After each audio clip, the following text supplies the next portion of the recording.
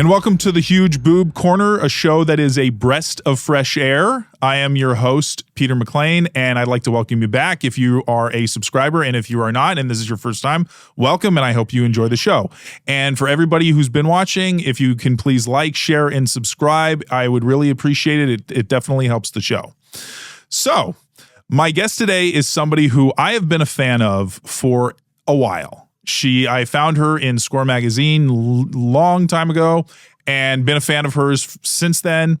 And I'm super excited to have her on the show. She's extraordinarily beautiful and extremely busty. I'd love to welcome to the show Africa Sexxx. Yay! Glad you could make it on the show. Thank you for inviting me. Oh, you're welcome. You definitely qualify. So, yay. Anyway, so, but yeah, so I just wanted to maybe start with, how you got started in the adult industry, if you wanted to talk about that. I started as an exotic dancer. Then I got pregnant, and then I didn't know what to do because you need more money to take care of another person. So, then I started doing this. Okay. I started doing videos. Okay. So was your first adult, so the first thing, so did Score contact you initially to model for them? I have no doubt. Like Santino Lee, I don't know if, no, I don't think he set that one up because I have no idea. Well, when did you start? Well, because you started, you first modeled for them when, in like 2001, 2002? I don't know. You don't remember? Okay. I'm not good with dates. Oh, okay. So do you remember? I mean, do you remember the experience you had when you first shot with them? Those first couple times. Okay. So what was that like? It was pretty odd. Really? It was, yeah. It was the person I was supposed to be working with got into an accident. So I had to tell him, I have a friend that just moved down here from LA and we can use that guy. And then they were all excited about it until they found out he was, we would have been both of us Nubian, and they didn't want that. They wanted two separate. So there was meetings and meetings and meetings all day long trying to figure out what to do. Mm-hmm. So that was weird, waiting around like you're all made up and then you're waiting around because they keep having back-to-back meetings after like, what should we do? Then they decided to just go on ahead and do it. So that was odd, but actually shooting with them was great. Okay. And their studio, they had a studio then, so that was great too. They had a bidet. That was my first experience with a bidet. Was that little surprising the first time you used that? I did not know what that was. Okay. I fell in love with it. Oh yeah. I fell in love with it. That's what I've heard. People say that the first time, once you go bidet, you can't stay away. That's wow. I've never heard that, but I just like made it up right now. So I like it. Yeah, no, but I was talking to somebody else who had modeled with them, years ago, and said that they had their big studio back then, and I guess they don't have that anymore. No, they just like rent out properties. They don't. I feel like it was better with the studio, but they say that it was, I guess, financially better this way somehow. And I'm like, really? Because you would just be in one spot. Well, I think it's because they were probably paying rent on a much bigger property for all of that. Whereas now, if they basically just outsource everything, so they just rent a home or, and shoot there as opposed to having their own sets. They don't have to maintain. They don't have to, and then like maybe everybody just works from home now for them. Like maybe they don't or maybe their office space is just a lot smaller for some of their like top people, like their editors and stuff. They just got too big for their britches. I don't know, because now that, they don't publish as much as they used to. They used to publish Score every month. It's true. And now it's now they just release one magazine a quarter. So they're only releasing four print magazines a year, I think. Internet is knocking everybody out of the box. Yeah. Internet is killing everybody. Yeah, it's definitely because when they started it was in the 90s, so there was no internet proper like there is today. So yes. But so when you started with them, like did you already know you were going to be doing like boy girl stuff, or was it like you started with solos and then they brought that up to do hardcore? Well, I had already worked with some companies. Oh, okay. So okay. maybe it was them. Maybe it was them reaching out. I don't know. Well, so who did you work with first then? So do you remember who the first company was that you worked with? No. Okay. I just remember that there was a bunch of like, not a bunch, it was a bunch of like kind of racial stuff. Mm-hmm. Then Okay. now you don't really find it, but it was a bunch of racial stuff. Okay. I just like, there was a girl that I was working with. I found out we were both doing the same scene and she was getting paid a little more for it than I was. And I was like, we're doing the same exact thing. Mm-hmm. Our rooms look exactly alike, except they were different colors. They fixed them up exactly alike. We're going to be right next door. Mm-hmm. Yeah. Why is she getting more money than I? And you never got a straight answer about that? You just like... No, they told me. Oh, okay. They told me. Really? Yeah. Wow. Yeah. Do you want to know? Do you want to know? I mean, if you want to tell, you can. I'm not going to. You don't have to say anything you don't want to talk about on here. So it's up to you. Okay. I tell you. Okay. Okay. They said, Africa, there's like this much in the budget for Asian people and this much for Black people and this much for white people and this much for Black people and this much for, and then they just said, they said that Black is a dime a dozen. Huh. Wow. Yeah, I'm glad we've matured since then. That was, because even then you would be shocked that it was happening then, because it really wasn't that long ago. Yeah. Well, is this company still around, or do you know if this company's still like active, or have they? Because a lot of companies from back then don't exist as much anymore. So I know. I have no idea. Okay. Well, I mean, might be good if they don't exist anymore, considering what they were doing would probably not reflect very well on their business. So exactly, even if they did that in the past, I mean, it's still something where it was something that they shouldn't have been doing. But that's weird though that they would. I mean, maybe in their minds it made sense, but it's yeah. You wouldn't have expected to find it there, like you find it different places, but you wouldn't expect to find it in the sex industry. I wouldn't have expected to find it there. I'm thinking everybody, we all have our what we like in real life, but then we have our secret things that we like. So I think they would just be there to provide everybody's fantasies. Just yeah. For instance, huge boobs are a universal thing. Anybody can have huge boobs. So that's the beauty of them. And I like boobs. Yes, yeah, they are a pretty wonderful body part. Definitely, yes. In my mind. I agree. We'll talk about them later in the show. But okay. So because we'll definitely get there, because there's a lot that I definitely want to bring up with you. Okay. So, and I was gonna say then, because that kind of what you were talking about though, I wanted to kind of lead into. What have you thought has been like? How do you think the industry has changed in the time that you've been in it since when you started? Like, has it been mainly that it's become a little more inclusive to people, or is it or other things? I feel like it has, but since I came back, I'm not really back. Like I'm back, but I haven't been like working back to back. Yeah. So I don't really know if there are. Yeah, I don't know if there are many differences other than a lot of the companies that were here are not here anymore. Mm-hmm. And it does feel, I guess, with my body type, I guess it does feel a bit more inclusive.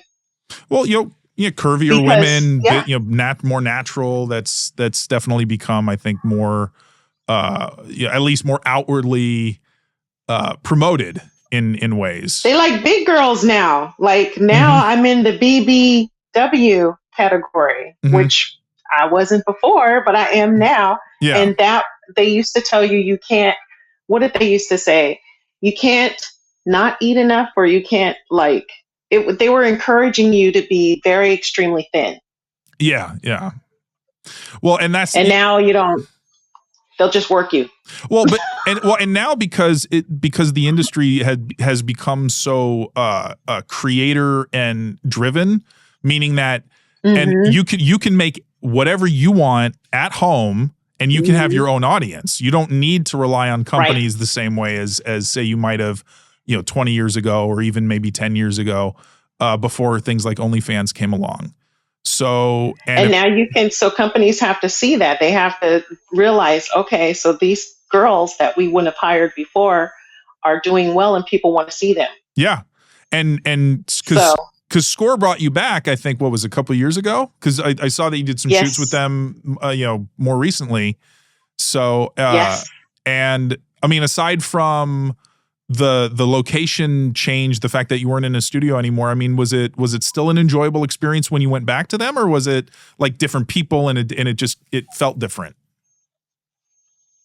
It felt, I think I missed the studio Really? because, they have the bidet.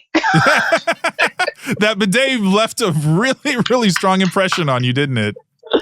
It sure did. I don't even remember how it works. I just remember the feeling it gave me. I was like, oh man. I was going to say, were you able to try to get one for your place? no all right. bidet. It's unfortunate. It's okay though. Okay, yeah. It's okay. So, but I mean, so otherwise, other than the bidet, I mean, was there a creative process that you'd go through where you would kind of discuss what kind of scene you were going to do, or it was more like, I mean, because obviously they would have an idea of who you were going to perform with, but did you have any input on the type of scene it would be, like the setup? And they're really fast. No, they already knew. Really? And they're really fast. Like they just put you in your makeup. Okay. And I was appreciative. That was another thing. Like people had a hard time like making us up. Yeah. And so with me, you'd find like I have way darker makeup on than I actually am, just because it was the black person's color. So now they do they color match better. Oh, that's good. Which is great. Yeah, that's good. Yeah. Well, and I remember because I remember a video you made, I think a couple years ago, that talked about that, about the makeup differences when you shot with them when in the beginning, and then when you shot with them later, and that they got better with it. So I'm happy that happened. Me too. Well, because I was going to say sorry. No, you go ahead. Sorry, I don't know. Well, I was just going to say, was it jarring in those earlier ones when you're like, damn, I'm not that dark, and it just looked weird to you because of the way the makeup was. Well, I thought, I'm not that dark. And then I also thought, it's difficult because even when I bought my own makeup, the makeup was darker than what I was, but their makeup would just be darker. Yeah. I'm trying to get as best as the store can get for me. So it's a little bit, on, but theirs was just like, this is the brown color. Let's just put that on her face. Okay. Jeez. Now it's like they're all like dipping into this color, that color, dipping into trying to get your color. Mm-hmm. So I'm like, I'm very appreciative of that. Yeah. So I mean, and I'm curious then, because I mean, your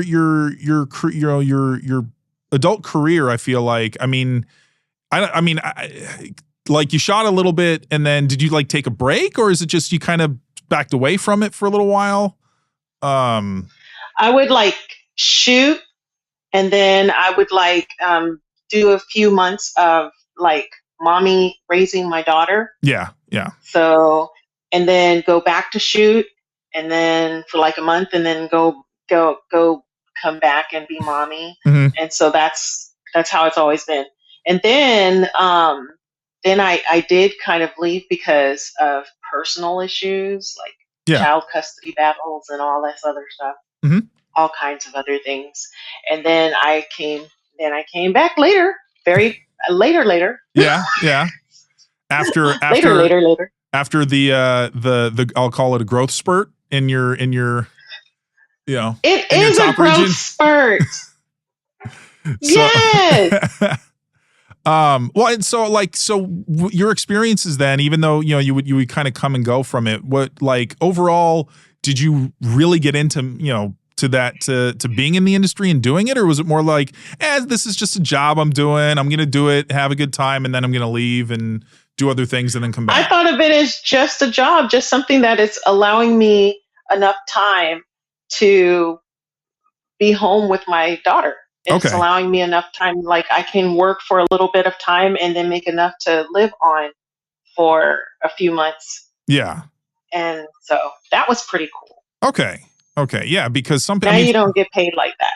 Yeah, because it's, well, yeah, I mean, unfortunately, and I don't know if that's been a result of the fact that there's so much more, I guess, competition with different types of sites, and then obviously now with things like OnlyFans, where Yeah. they're just not.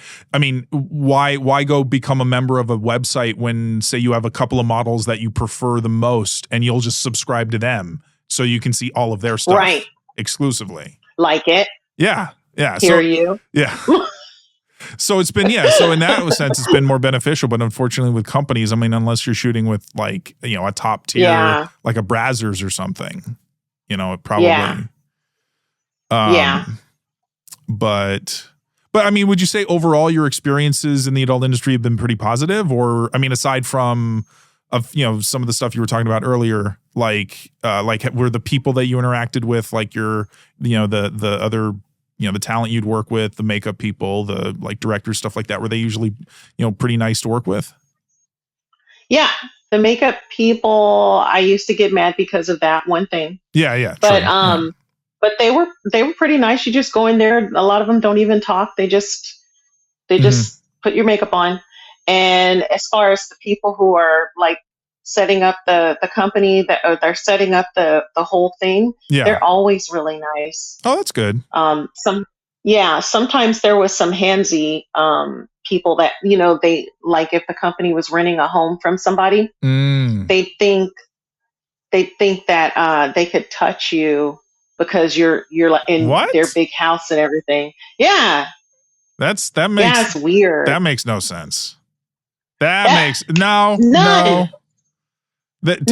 Touching somebody in any kind of a capacity like that, sorry, no. Just because they're in your home doesn't mean that you can like feel up on them. It's weird. It's weird. Like, I always want to tell girls that too. I always want to say, hey, if people are trying to get you to do stuff, that you remember they're only paying you for what they're paying you for. Well, and they're only paying you for in front of the camera.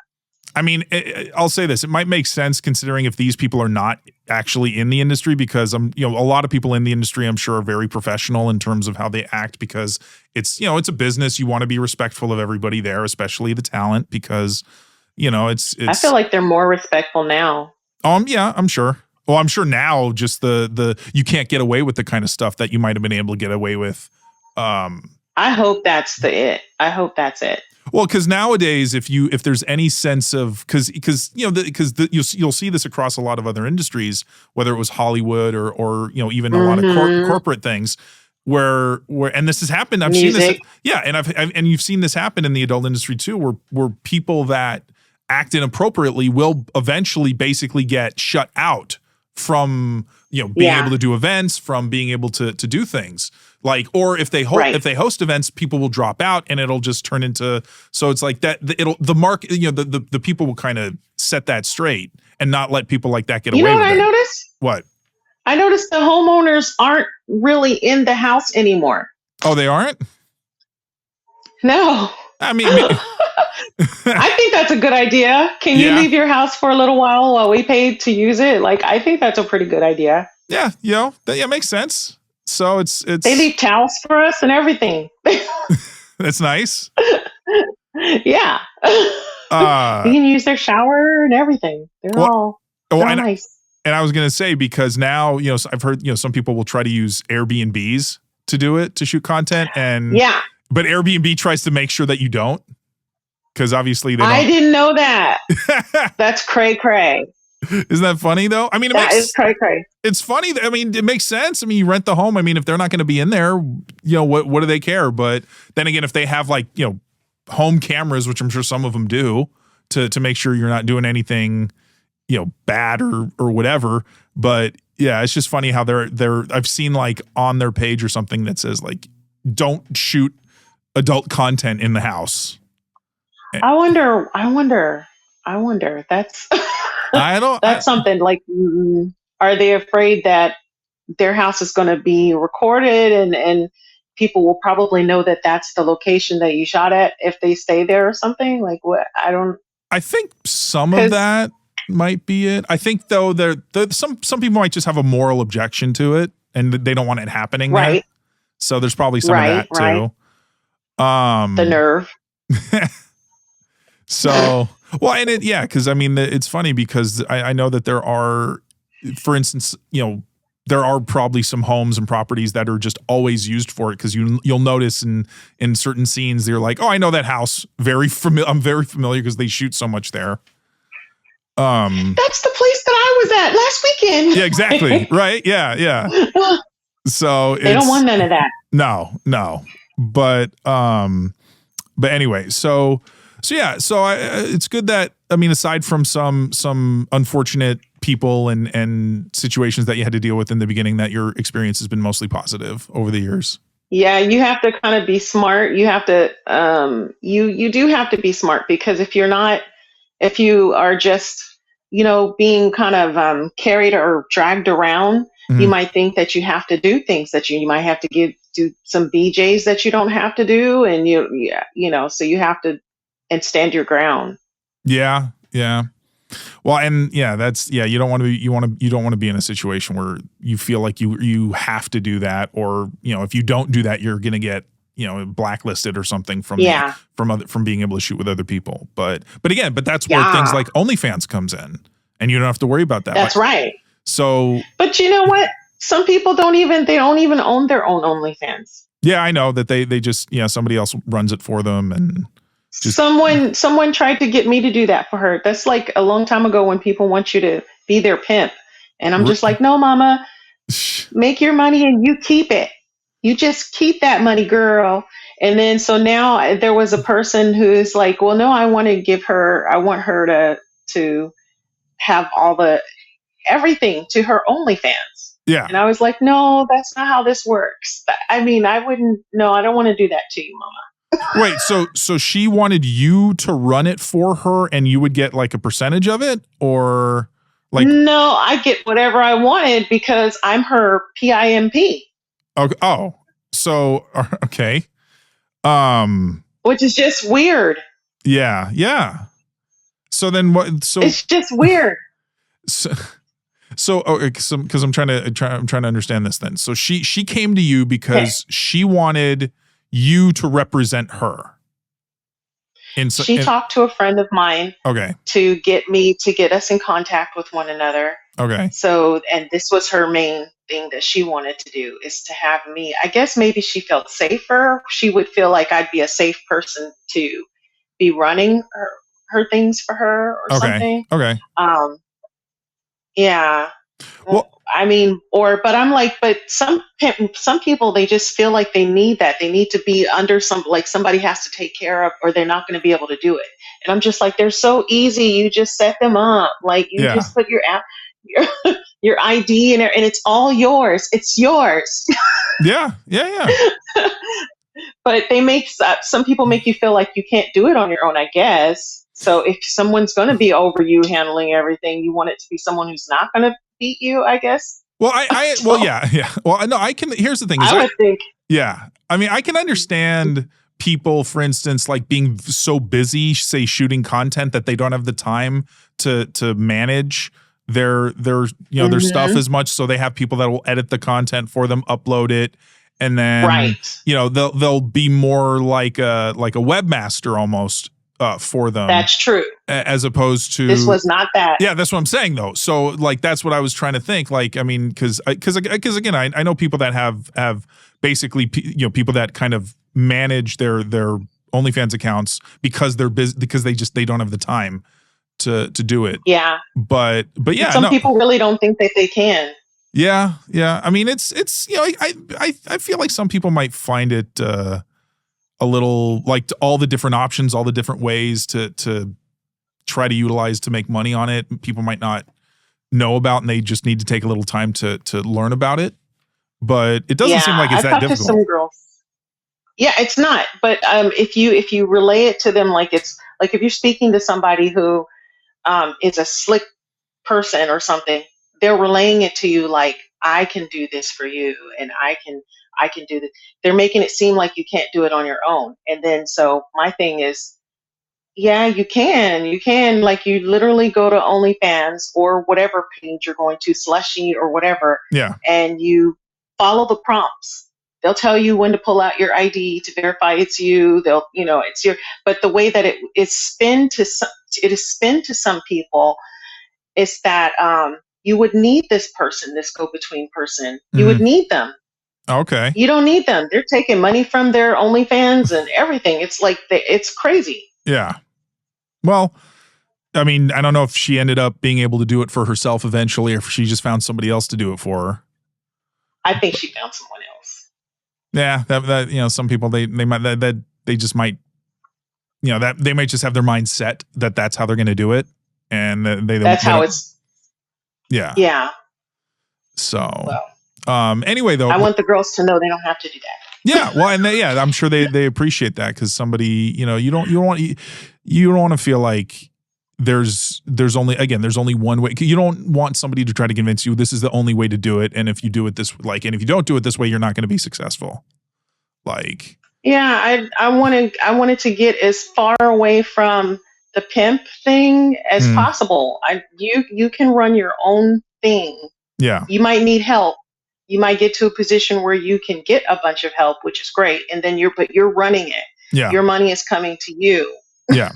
Yeah. And I think that's the thing that really kind of did, because like with stuff like OnlyFans and everything, now you don't have nearly as many, say, managers or agents that are as involved as they used to be. I know there's still agencies and people still use them to book like professional work, but but outside of that, like, for instance, I had, the episode that is dropping this week, that is premiering this week, as we're recording this, she was telling me how, she shot with Score, and, she had a good time with it and everything like that, but she's not looking to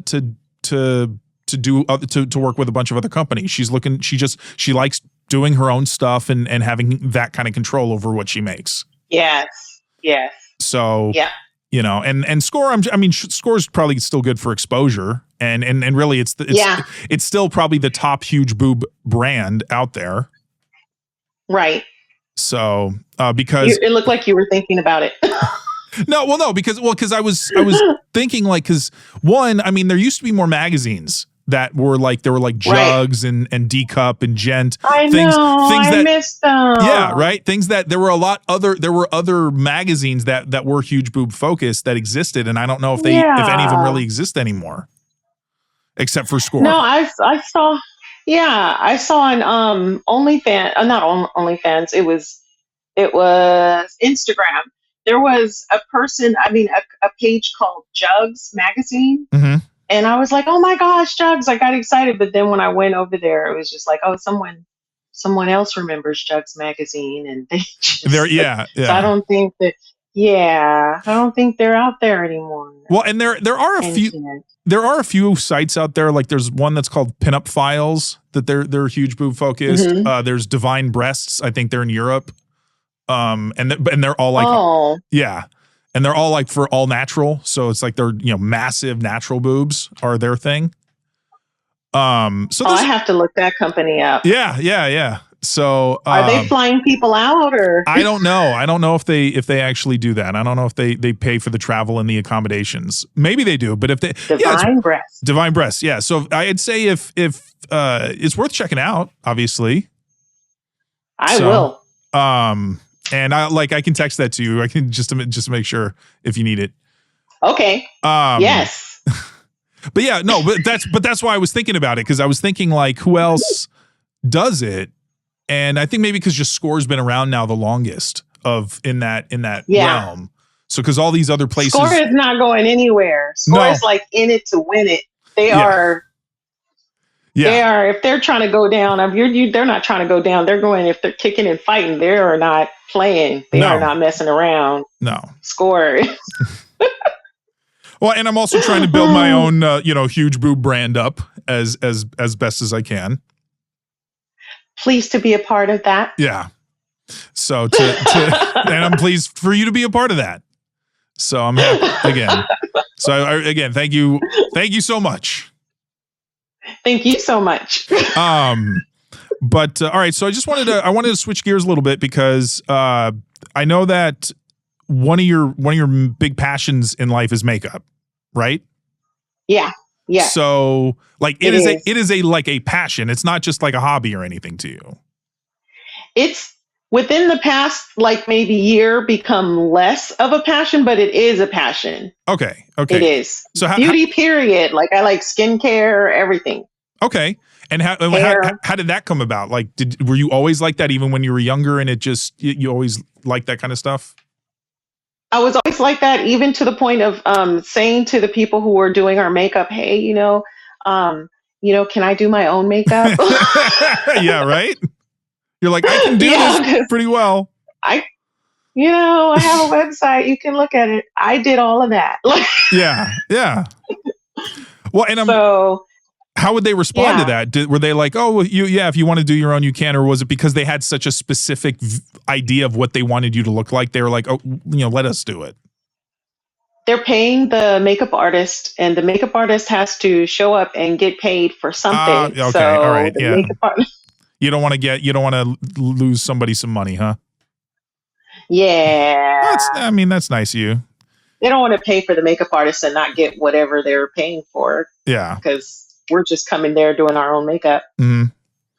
And so it's got to be interesting though, because as somebody who knows a lot about makeup, and when you see it done, like, because you can probably analyze what they do a lot more than most people probably could. Yeah. Now I'll say too, I do makeup. Okay. And then I'll show them pictures of like when I do like even extravagant makeup. Like now I've been doing just like regular, but when I do like really big stuff, yeah, I'm like, this is my level. So I'm letting them know. I know what, you can't just throw it on me and yeah, I'm not going to know what's going on or anything. Nice. I'm going to know. And there you go.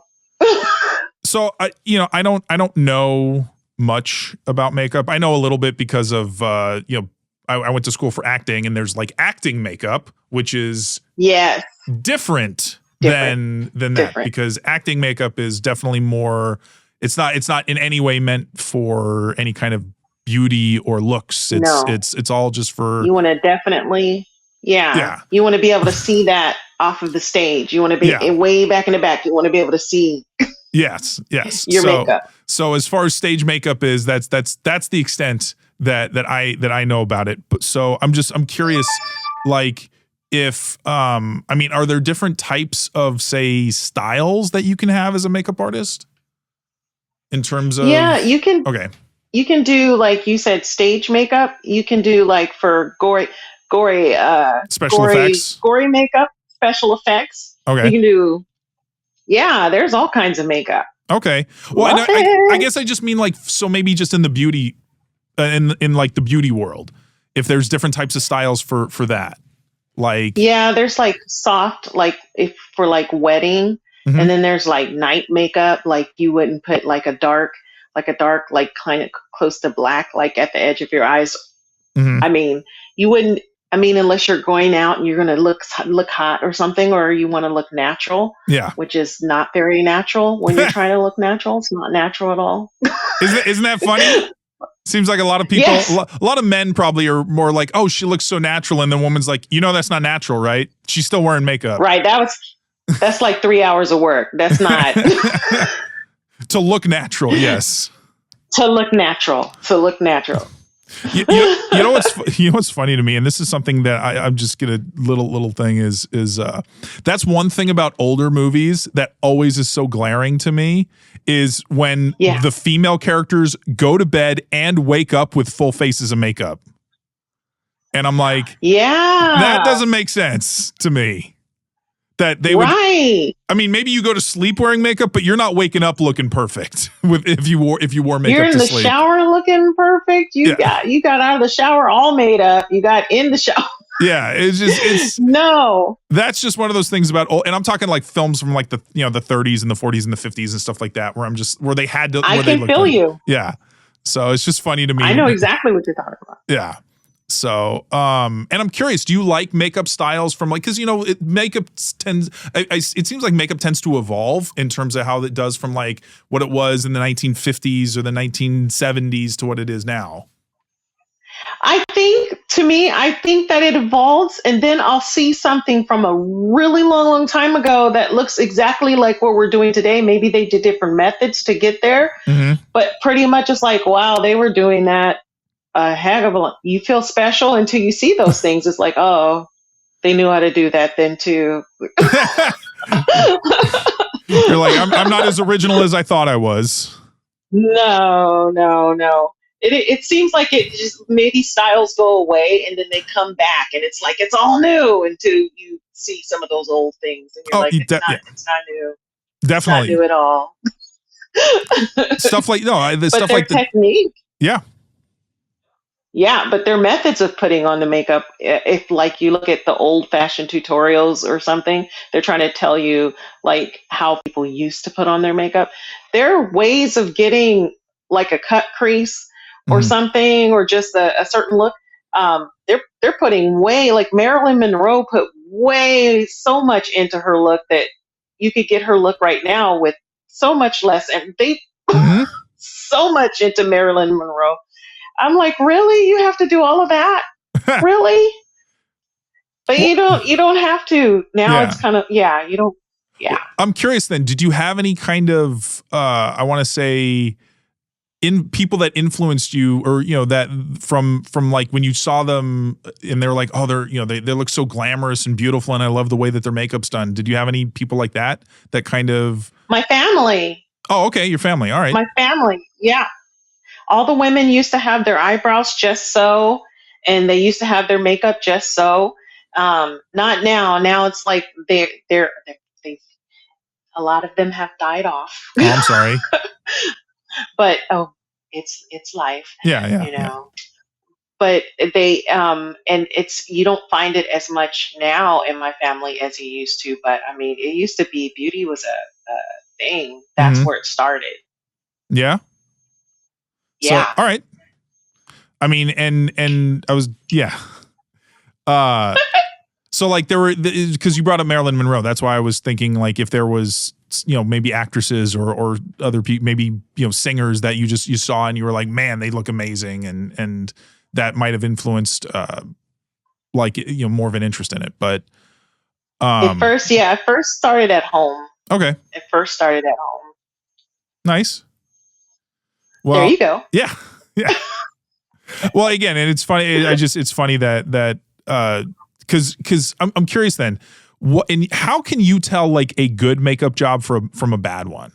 Because I mean, obviously there might some people it might be easy to tell, but I'm like, are there maybe subtler ways that you can tell like, oh, this person doesn't really know how to do makeup very well?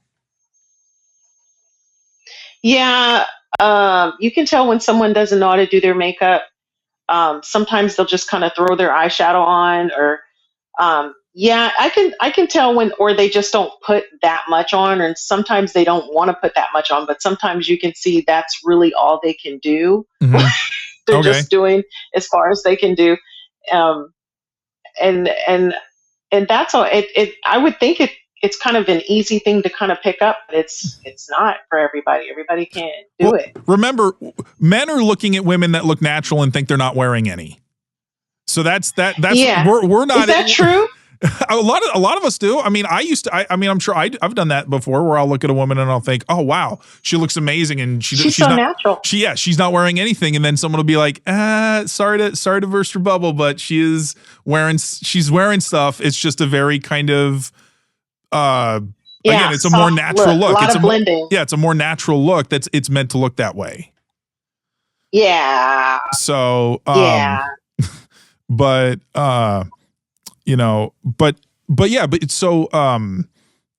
because you were telling me though that you were also into acting and singing and stuff. So did you do did you go to like were you in theater when you were in school and stuff like that? Yes. Okay. Yeah. I like that stuff too. We have that in common. Yes, we do. Performers, as it were. Performers. So yes. I liked it. Yeah. Had some best actress awards and everything from school. Nice.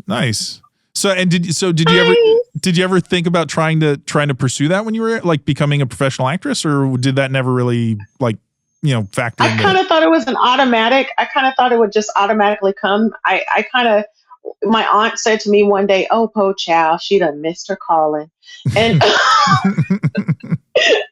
I didn't expect this to come into the picture. I didn't expect that at all. Yeah. But I just kind of figured, when you're young and you don't really know much, I just figured one day I'm going to be actress, singer, dancer, everything. Mm-hmm.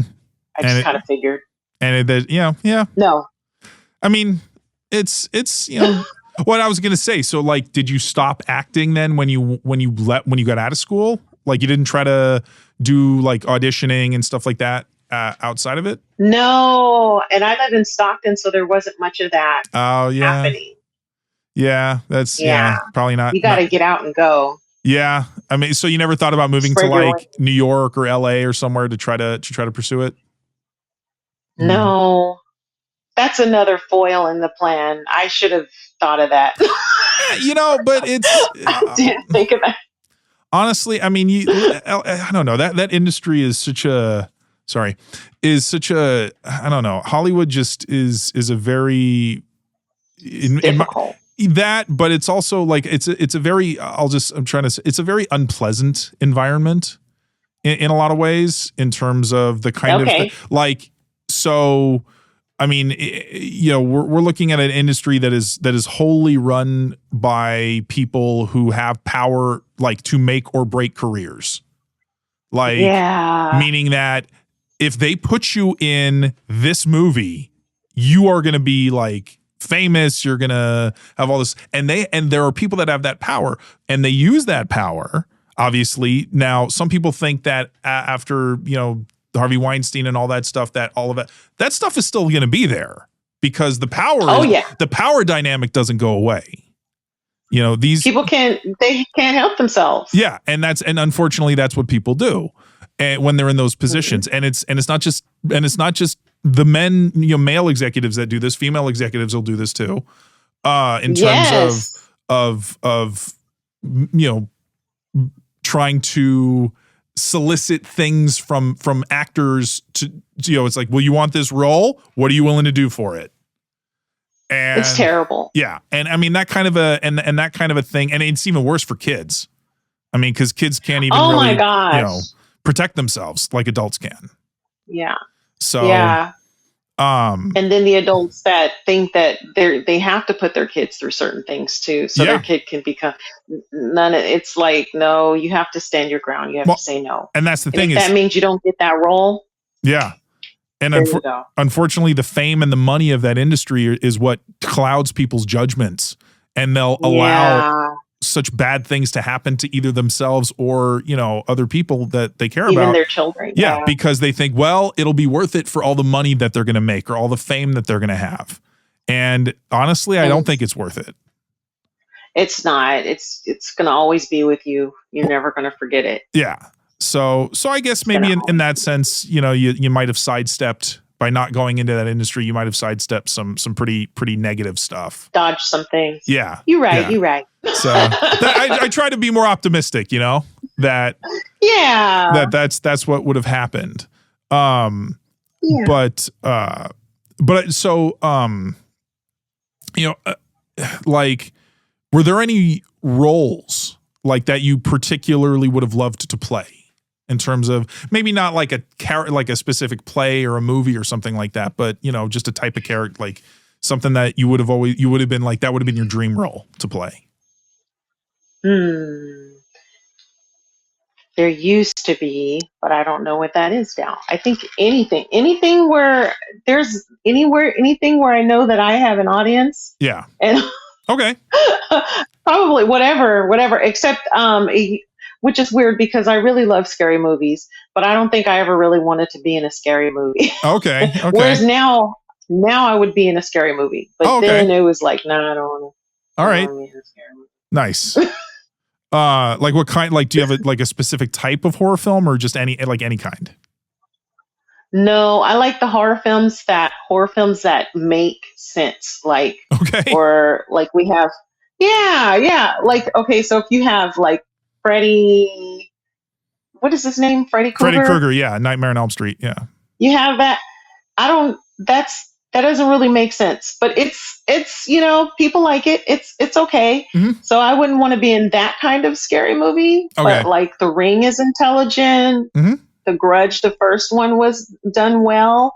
Yeah. Well, there's a lot of them. A lot of them that have been done well. Yeah. So you would want the quality of the film to be the most important thing about it. The quality and the storyline. Yeah. Which, you got a great story, then to me that should be every genre. Every should, even if the nature of the genre is like fantasy or something, is meant to be more outlandish in ways. I mean, you still want it to be taken seriously and have a good story. Yeah. If there's a shower scene, let's make it make sense that there's a shower scene. Yeah. Not just automatically just. We just want to see the huge boobs. And that's it. Yes. Let's make it. A, B, C. Let's make it. Yeah. Make sense. Yeah. No. Put it in there. Yeah, and because you understand when you watch it, and if it doesn't make sense, you're like, I don't. What it takes you out of it because it doesn't make sense. Yeah. Your suspension for people who are thinking about that. Yeah. Mm-hmm. So, yeah, because some people don't think about it, but I feel like enough of us do think about it that it should make a difference when you're creatively thinking about it. You should be like, okay, so not everybody's easy. Well, I think because now with not everything. Yeah. I think with horror films now, it's all about the jump scare. It's all about that instead of the story. Which so I don't like it.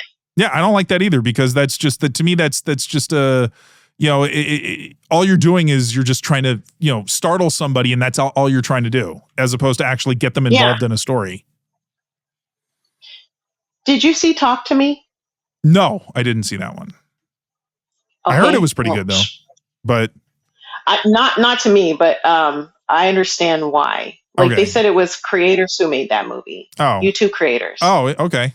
I was on a live, and one of the people on the live told me that it was YouTube creators, which makes a lot of sense. Mm-hmm. But I don't know. I didn't really like it. Oh, well, I think they did a good job for the creators, for it to be YouTube creators. It made it, if you watch how they did it. Yeah. Yeah. Then it's like, oh, that makes sense. Yeah. Okay. Yeah. So, but it's we live in a different kind of a creative world now, where you have a lot more people just kind of making their own stuff, as opposed to going your traditional routes with stuff like that. Although obviously, great artists, I think, hopefully can find outlets if for instance, if Hollywood isn't giving them opportunities, because I hope so. Yeah, hopefully. Yeah. But hopefully. So you want to talk about some boobs? Yes. Okay. So I know that when you started, you were not as large in the chest as you are now. How did you know that? It's just, I'm very observant in that way. So how large were your breasts when you started doing adult work? I was a 32G. Okay. And where are you now? I'm in the M's. Actually, I'm probably past it right now. I was a 42M, but I've gained even more weight, so I don't know where I am right now. Probably an O, maybe a P. M-N-O-P. Yeah. Getting definitely in the second half of the alphabet. So did they, like, for a long time, did they stay at the G size and then you just hit like a spurt at one point? Or, how did they get so much larger over the years? I stopped diet and exercise. Oh. So we have to thank McDonald's. If they could provide huge boobs for everybody, yes, I think that a lot of people would be thankful. You can have it your way at Burger King. Look. Yeah, right? Yeah. There you go. So they just start then. So that's where, when you gain weight, like a lot of it just went into your boobs. A lot of it went in my boobs and everywhere. But okay. Yes, a lot of it went in my boobs. Okay. There you go. Did you, I was going to say, was that something that that you were happy about, that they were getting larger, or was it like, stop growing? They're big enough. I didn't even recognize it till I came back, sort of. Really? Then it was like people kept on saying things like that, and I'm thinking. Then I looked at some old me. Yeah. And they look small compared to now. They look really small for people to be saying, "Oh, I was so big then." Now I look at them, and then I look at them from then, and it's like, wow, they look so small. So now I get it. Yeah. But like, as they were growing, because that's how many years of growth right there? I don't even know. This is a long time. Long time, yeah. I worked hard for these. Yes, you did. A lot of meals to get there. A lot of jaw. Making sure I chewed very well and. Mm-hmm. So I'm curious, because with natural boobs, I know that there usually is it's not always I always love them. But how have you felt about having huge boobs throughout, I assume, most of your life? I love it. Yeah. I think at one point when I was younger, I wanted to have get them removed. Okay. But for the most part, like, other than that one little blip of a moment, yeah. Little blip of a moment, yeah. I've always appreciated them. Okay. Well, yeah, you're not the only one. There you go.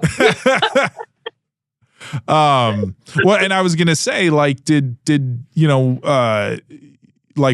fans really start to notice, like, man, you just keep getting, your boobs just keep getting bigger, and I love it? That's what I hear now. I hear it. That's one of the top questions that I get is comments and question. It's like, you look bigger now, or am I, did you get bigger, or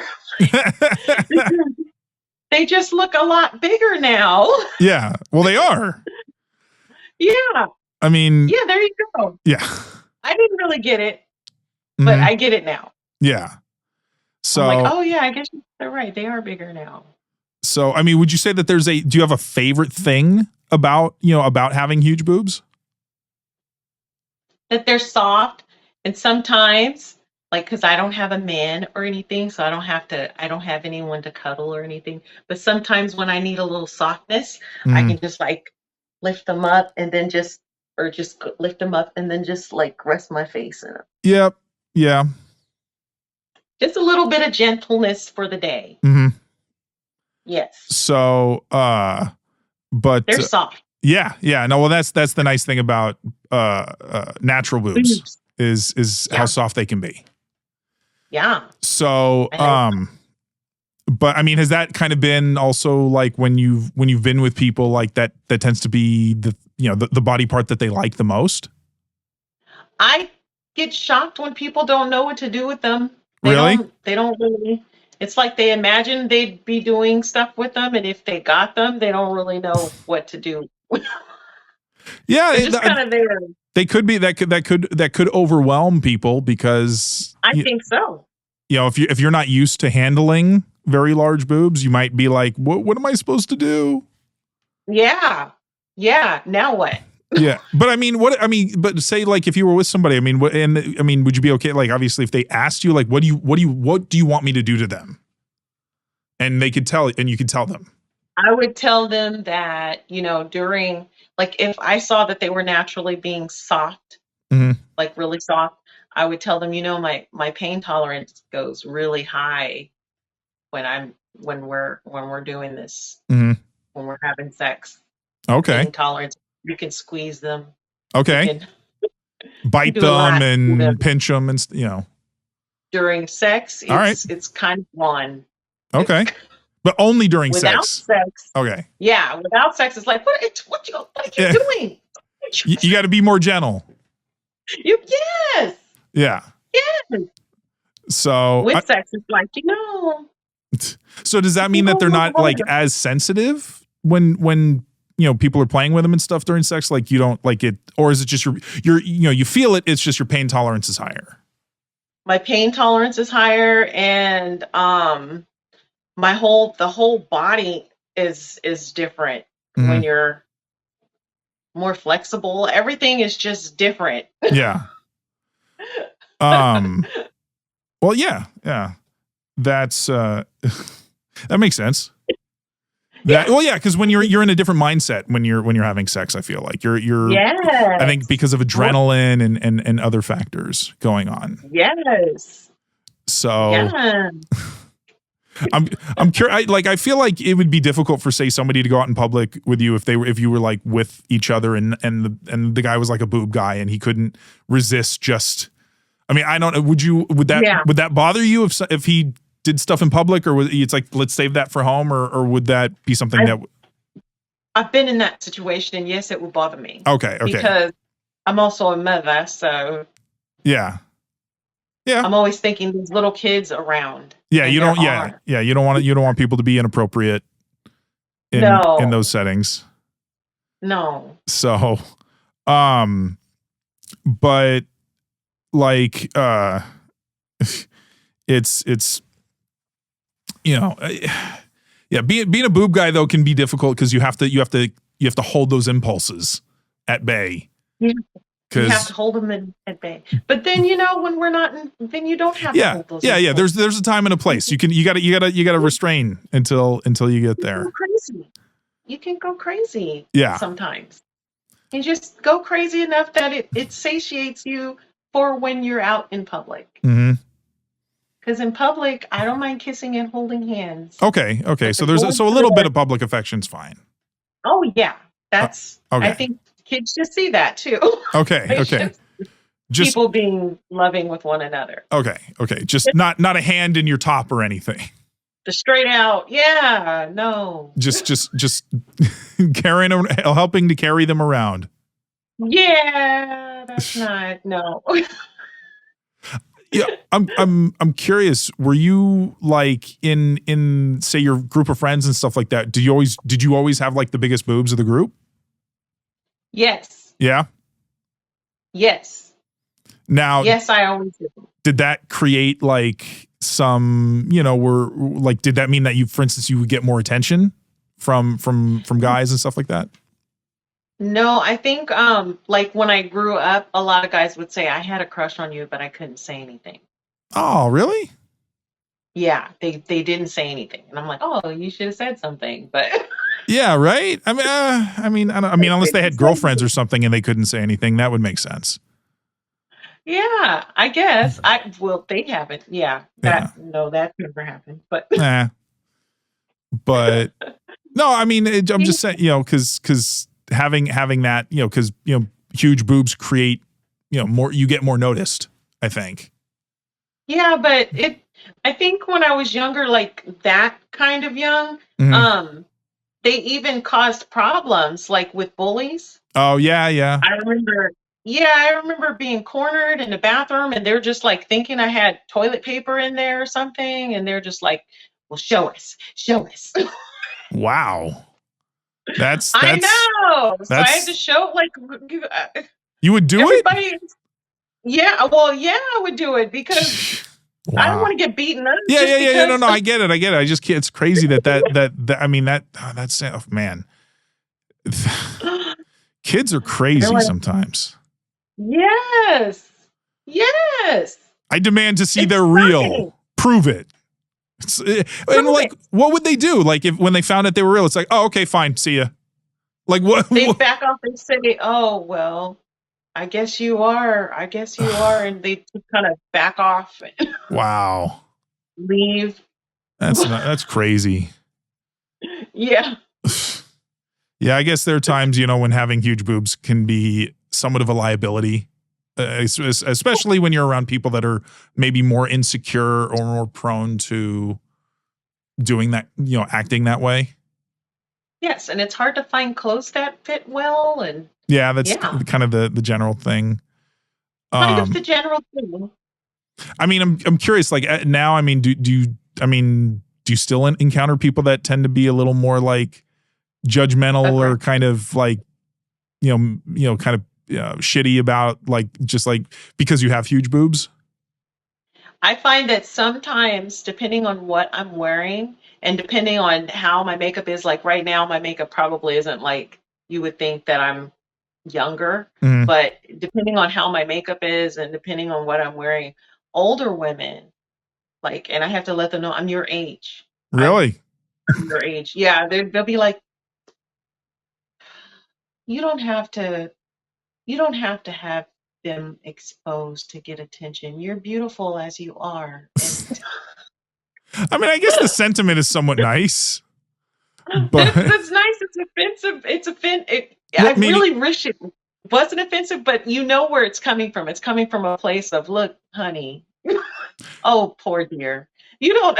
Oh, okay. So they're not. You don't think they're being like honest, or they're being more condescending about it? They're being more like, I'm a young girl, and I think that to have attention, I have to have my breasts exposed or something. Oh, okay. Innocent and young, and that's not the way that I look today, because that is not innocent looking at all. But depending on the way my makeup if I look younger or something, then the older women will come up to me and try and teach me the ways of being a lady. Okay. And I'll just be like, I'm your age, right? Well, I mean, what do they think that you're like in your 20s or something? They think I'm in my 20s, well, it hasn't happened in the past couple years, so I guess it doesn't look like that anymore. But at first, the past couple years ago, people would walk up to me like that. Do you not mind going out showing like a good amount of cleavage, or do you try to usually cover it up when you go out? And now I try and cover it up a little bit, just because I'm kind of not trustful of where I live. Oh, okay. Trusting of where I live. Yeah. Okay. I don't really know. I guess so. Maybe then, if you were like on vacation somewhere, like if you went to to Hawaii or something, or the Bahamas or something like that, would you be more comfortable like if you were in a bathing suit or something like that, or would you want to still kind of be covered up? I don't know. Okay. I mean, if I'm having a photo shoot out there and people just happen to be around or something and I'm working, I don't mind. Yeah. However they think it's okay for me to be, that's okay. But on my own, I probably I cover up more. Okay. Not that I want to. I want to be like, you want to show, like you're not ashamed of having huge boobs. No. I just don't want to offend people and make them because they really do think that you're I guess trying to get attention when you really just looked in the mirror and thought, wow, that looks good, that looks great. Well, and I mean, I've had guests on that talk about like when they travel and they're showing too much cleavage, like the airline will be like, oh, you can't travel like that, you have to change because they're showing cleavage. Kicked out of the mall. Yeah, I've gotten kicked out of the mall because of it, so I get it. 2 malls. That one in Vegas. Really? Yeah. Oh, wow. Yeah. I would have thought not there. Yeah, a lot of people think that. A lot of people think that you can get away with anything here, and you can't. Yeah, you can't. So, now I know. Yeah. Well, sorry that had to happen. No, That's no, okay. It no. probably was necessary. Well, no women, no super busty woman should have to be told that she can't be somewhere just because she has huge boobs. Well, I did, before I got kicked out, I did experience a little kid looking at me and saying to their mom, like, "Mommy, why is she dressed like that?" or something. I can't remember what, but and I looked at the baby and I said, "I'm so sorry, sweetie. I'm so sorry." So, I mean, I get it. Yeah. Still though, I mean, I you can come here and you can see the women walking around on the strip, dressed as the showgirls and stuff, and they're obviously they've got cleavage, they've got G-strings and stuff like that, and they're not that was Vegas. So yeah. I don't understand. I don't know how she protected her baby that much that it made a difference, but she apparently protected her baby enough that made a difference. Maybe they were just visiting. Maybe, yeah. So, anyway though, but got to wrap it up, Africa. I'm sorry, but it's Yay. but I loved having you on the show, and you're a really wonderful guest. So You're awesome. You're a wonderful host. Oh, thank you so much. And I definitely next time we'll try to set it up that you can be in person. Okay. All right. Knowing that your daughter has signed off on it. We can make that trip. All right. Nice. All right. So again, thank you so much for coming on the show. And to all of you out there in Huge Boob Land, we will see you next time. Bye.